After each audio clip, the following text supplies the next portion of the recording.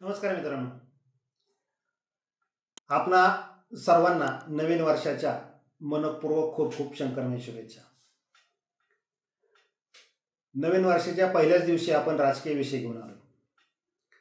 माजी मंत्री बबनराव पाचपुते यांचा राजकीय अश्वमेध रोखण्यासाठी त्यांच्या पारंपरिक विरोधकांनी ज्यावेळी एकी केली त्यावेळी पाचपुते यांच्या राजकीय अडचणी वाढल्या, हा इतिहास आहे.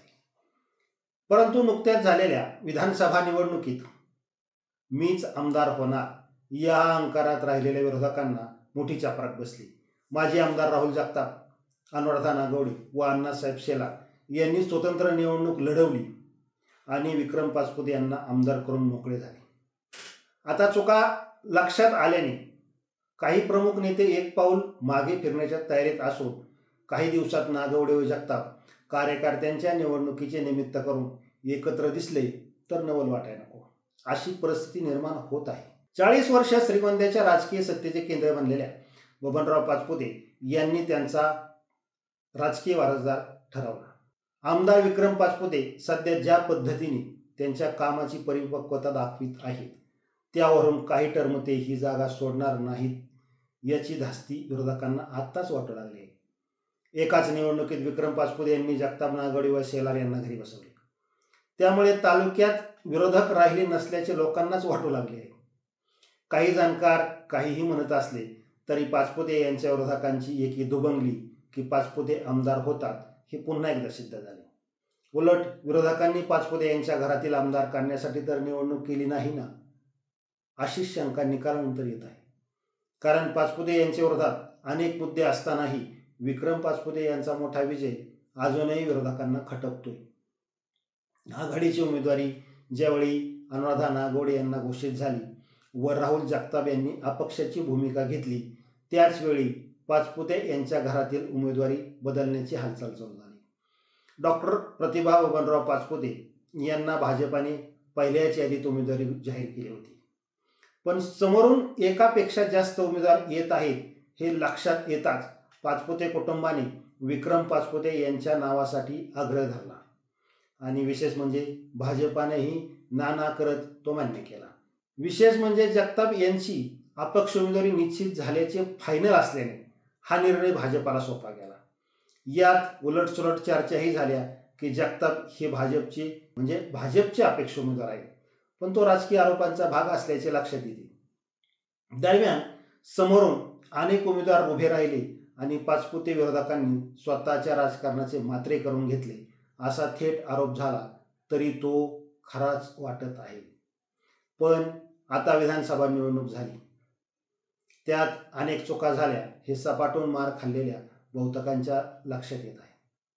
त्यामुळे यापुढे कार्यकर्ते व काहींच्या वारसदारांसाठी तरी भाजप विरोधात एकत्र येण्याची गरज आता नेत्यांनाच वाटू लागली आहे. काही नागवडे व जगताप यांच्या निष्ठावंत कार्यकर्त्यांनी जुळवणीही सुरू केल्याचे समजते. अर्थात अजूनही असे प्रयत्न होऊ नयेत यासाठी दोन्ही बाजूंनी राबणारे काही अदृश्य हात आहेतच.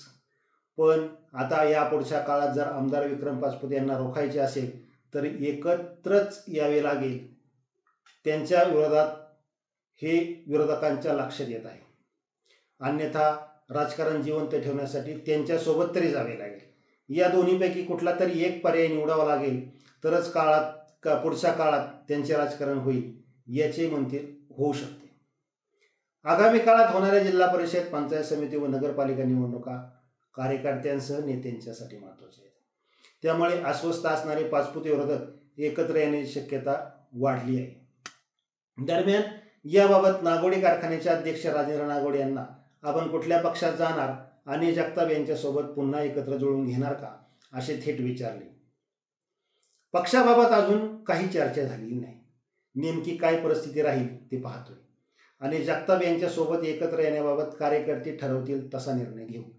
उद्याच्या राजकारणात काही होऊ शकते अशी प्रतिक्रिया देणाऱ्या नागवडे यांनी जगताप व ते एकत्र येणार नाहीत याबाबत ठामपणे न दिलेला नकारच बरेच काही सांगून जातो. आता हाच प्रश्न घेऊन आम्ही राहुल जगताप यांच्याकडेही गेलो होतो.